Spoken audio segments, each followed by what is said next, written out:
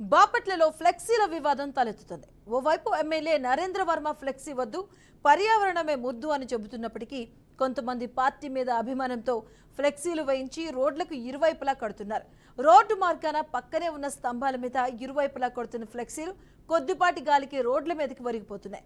ఇక రాత్రి పడ్డ గాలివానకు బాపట్ల నుంచి గుంటూరు వెళ్లే ఫ్లైఓవర్ బ్రిడ్జ్ మీద కట్టిన ఫ్లెక్సీలు గాలికి వేలాడుతూ కనిపిస్తున్నాయి. దీంతో ఆ బ్రిడ్జ్ మీద ప్రయాణం చేసే ప్యాసింజర్స్ భయంతో వణికిపోతున్నారు. గాలికి ఊగుతున్న ఆ ఫ్లెక్సీ ఏ క్షణమైనా జారి వాహనదారుల మీద పడే అవకాశం ఉందని అంటున్నారు.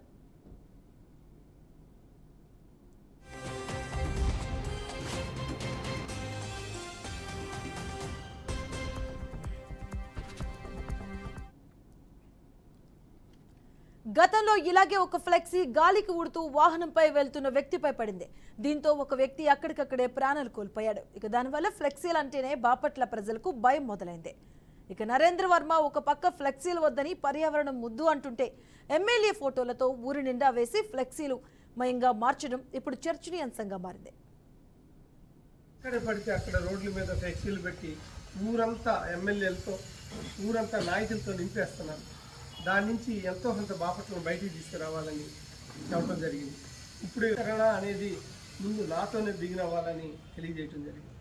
వెళ్ళే వాళ్ళు రోడ్డు మీద కాన్సన్ట్రేషన్ చేయకుండా డ్రైవింగ్ ఈ ఫ్లెక్సీ చూడటం వల్ల చాలా పరిణామాలు యాక్సిడెంట్లు అవుతాయి.